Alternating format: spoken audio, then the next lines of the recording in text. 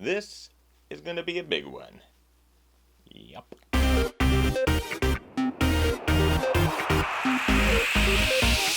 Ginger Runner. What is up, everybody? Ethan Newberry, the Ginger Runner, here for another GingerRunner.com review, and we're talking big. This is a big review of multiple products. You don't have to go anywhere. It's all going to be in one video, and they're all going to be hydration packs. Yep. Today's review comes to us from Camelbak, a well-known name in the hydration industry, and we're reviewing 4 products today. I'm going to kind of focus on 2, and I'll tell you why in a little bit. We'll be looking at the 4 Camelbak running packs, starting with their smallest and lightest, the Circuit, jumping over to the Marathoner, the Ultra 4, and the big one, the Ultra 10. Now, before we get too far ahead of ourselves, you're probably looking for a hydration pack for one of 3 reasons: long training days, long races, or long adventures. I'm going to start this review with a question that I get asked a lot, and that's what sort of equipment I use for varying durations of training, racing, and adventuring. When I train under an hour, I tend not to use anything and can usually keep a bottle of water in the car at the trailhead. If I'm training for 2 hours, I might use 1 or 2 handhelds. If I'm training for 3 or more hours, I'll usually move on to a hydration pack depending on access to water. When I race, if I have access to aid stations very often, like in a road marathon, I might just stick with a handheld or rely solely on aid stations. If there's less frequent aid stations, then I might move to 2 handhelds, a single handheld, or a hydration pack with multiple bottles depending on the length of the race. That being said, I will rarely use a bladder in a race scenario. I save that for long training days where it could get really hot and I need that extra water, or long adventures. And normally when I go on adventures, I have to carry multiple layers, usually some safety equipment, whether it's a safety blanket, extra nutrition, all that kind of stuff. So I do tend to use a hydration pack or a hydration vest for the longer days in the mountains. Now that that's out of the way, you're obviously here because you are looking at possibly using a hydration pack or vest. Well, Camelbak sent me 4 of their current running hydration solutions, and honestly, they're all very similar. The real main differences come with storage and capacity. They all use this antidote bladder system, just varying sizes from 1.5 to 2 liters. But for the most part, all 4 packs are relatively the same. Regardless, let's get into some specifics about each pack just so you are aware of what's happening with each of them. This here is the Circuit, their smallest, lightest, which is about 8.5 ounces and $85. It's their lightest, most minimal pack, and on the front features the same storage solution that you'll see in all the packs today: a waterproof zipper phone pocket, a stretch pouch up front for a bottle or nutrition, an elastic sleeve here that you can just shove a bunch of goods into there, as well as another elastic solution on the right hand side. Big enough for a bottle, big enough for just cramming a bunch of food in. This is the Marathoner, a bit bigger than the Circuit, a bit heavier than the Circuit, 11.5 ounces, about $100. It has adjustable shoulder straps so you can actually adjust the length of each of those. Has a quick access lid to get to the bladder on the inside there. You don't actually have to pull the bladder out. The main difference from the smaller Circuit version is this little stretchy pouch on the back. We can put bottles in, or jackets, or just some light gear in this one pouch on the back. Otherwise, it's all the same up front. The Ultra 4, again, all the same up front, 13.5 ounces, $115. The difference on the back: 2 major zipper pockets, the biggest of which is just access to the water bladder, the smaller of which has tons of storage, some zipper pockets, varying layers, and that is pretty much it. A little bit stretchiness on the back there too. And finally, the Ultra 10, 17.5 ounces, $150. This is their biggest pack for runners. It does have tons of storage. On the back here, it's got this big stretchy pouch, an additional zipper pouch here where you can shove a bunch of gear items, food, whatever you want to put in there. Some elastic banding situation to help hold down all of your cargo. Interesting bladder access where you actually have to disconnect the shoulder suspension system to get to the bladder on the back. Again, same storage up front. However, the shoulders do have both the Velcro adjustment system as well as a strap suspension system, so you can crank down on the straps and pull up some of the cargo if you have a lot of stuff in the back of the pack. But otherwise, all the packs fit to your body the same, have the same adjustment straps, same materials. The 2 packs that I did most of my training and most of my experimenting with were the smallest, the Circuit, and a good combination of storage and efficiency, and that's the Ultra 4. So really, all the likes and dislikes for these 2 packs I'm going to talk about today in more detail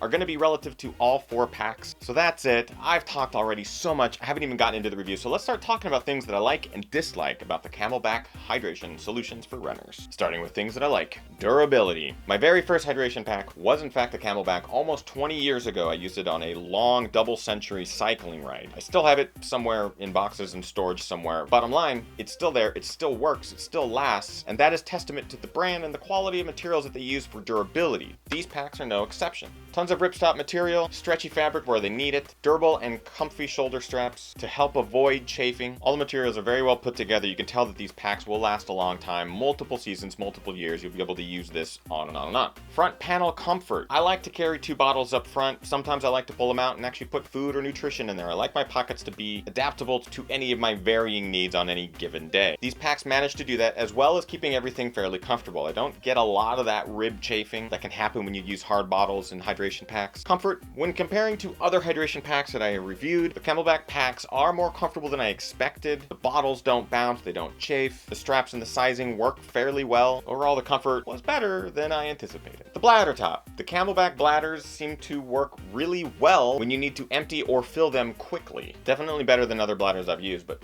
literally, a quarter of a turn opens the entire bladder. And thanks to this nifty little plastic piece here, you can hold it over a faucet or over a hose and just let the whole thing fill up really quickly. I like that. And then just another quarter turn of the lid and you're sealed. Water's in there and it will stay in there. I like the design of the bladder. And finally, a lifetime warranty. I like when athletic products come out with a lifetime warranty in case you have any issues down the road, you can exchange it or get a refund. I'm digging it. Good warranty. All that being said, there's a number of things that just bum me out. Things that I dislike about the Camelbak running hydration packs. The materials. Now, you're getting durable materials. Yes, I've already talked about that. But the problem is that these materials that they're using are also very heavy. The ripstop material, the mesh, the padded insulated material here along the back, the straps, the buckles, basically every piece that they're using to manufacture these packs is heavier than other materials that I've touched on other products. I'm not saying an 8.5 ounce hydration pack, which is their lightest version, is heavy. It's just that the materials that they're using, I think, are one of their biggest limitations in helping these packs be really amazing. Non-stretch. I'm still blown away the manufacturers are not utilizing stretchy materials to help manufacture their hydration packs to fit multiple body sizes. I'm a bigger guy.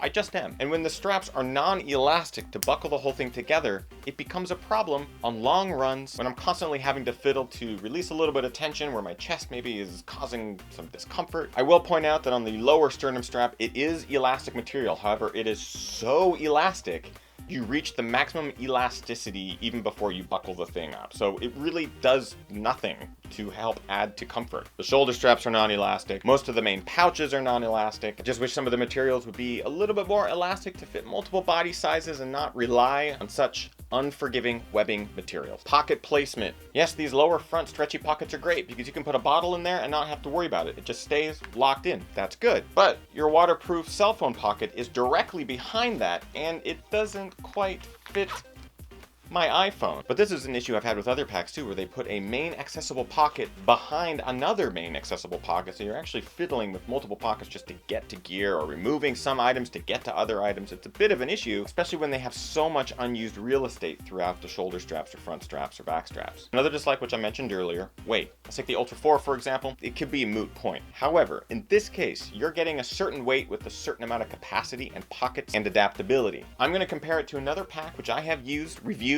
raced in and talked about multiple times, and that's the Salomon 5L. 13.5 ounces with the 4 front pockets and 2 major pockets on the back, one of which is primarily used for the bladder system, comparing it to a 7.9 ounce Salomon 5L pack, which has 7 back pockets and 4 front pockets. One of those pockets is used primarily for a hydration bladder. So when you're talking about weight, yeah, it surely doesn't matter that this pack weighs just 6 ounces more than this pack, but really what it comes down to is what do you get in that weight. So I was just bummed to find heavy packs that didn't necessarily have all the adaptability that I would hope that a hydration pack would have. And finally, body sizing. As I mentioned, I'm a bit bigger of a guy. It took a couple of runs to kind of dial in all the fitment of these packs. I will say that once I got one dialed in, it was actually much easier to dial in the others because all of the packs are the same, and once you kind of dial it in, it's kind of good to go. But I will say, as a bigger guy, I'm surprised that I actually end up tightening most of the straps all of the way. I actually feel bad for the people who are smaller than me, which is a lot of people, and I feel especially bad for the females who may have to adapt to this one-size-fits-all scenario. I don't know the logistics involved in creating multiple sized packs, but honestly, a one-size-fits-all pack just doesn't really exist. Everyone's body is going to be different. It's going to be hard to find that perfect solution. And despite the fact that I was able to get it to fit my body fairly quickly, it may not work for everybody, which is one of the major issues I've had with other manufacturers in the past. Okay, so that's it for likes and dislikes.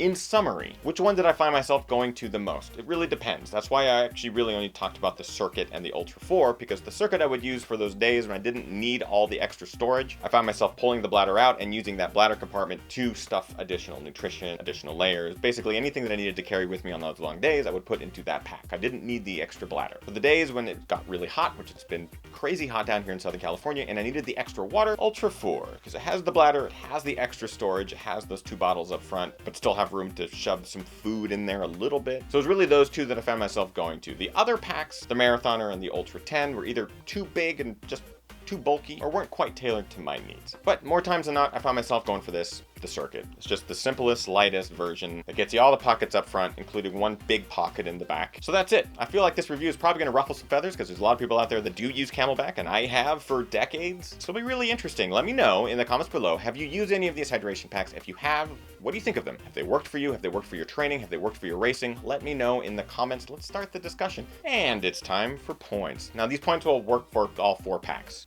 Quality of this gear is top notch. Really good materials while heavy.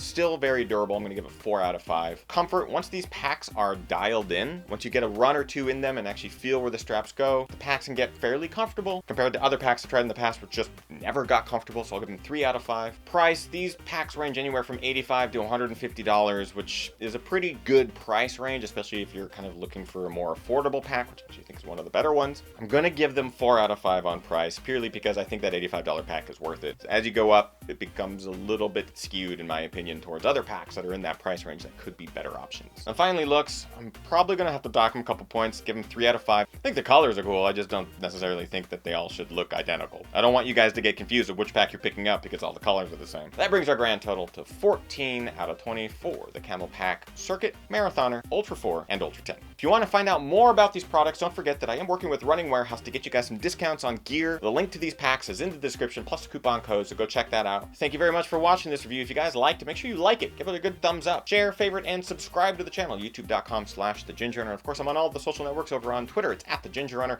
On Facebook, it's facebook.com/thegingernunner. On Instagram, it's @EthanNewberry. And of course, gingerrunner.com. Every single Monday, I'm doing live shows with special guests, so tune in here live every Monday at 6 p.m. Pacific. And if you want to help the channel survive and help me make more reviews and continue to do this type of content, go to patreon.com/thegingernunner and find out how you can become a Patreon supporter and get some cool perks on the back end. Hope you guys are getting out there training hard, racing harder, and partying the hardest. I know I am. We'll see you guys next week. Goodbye.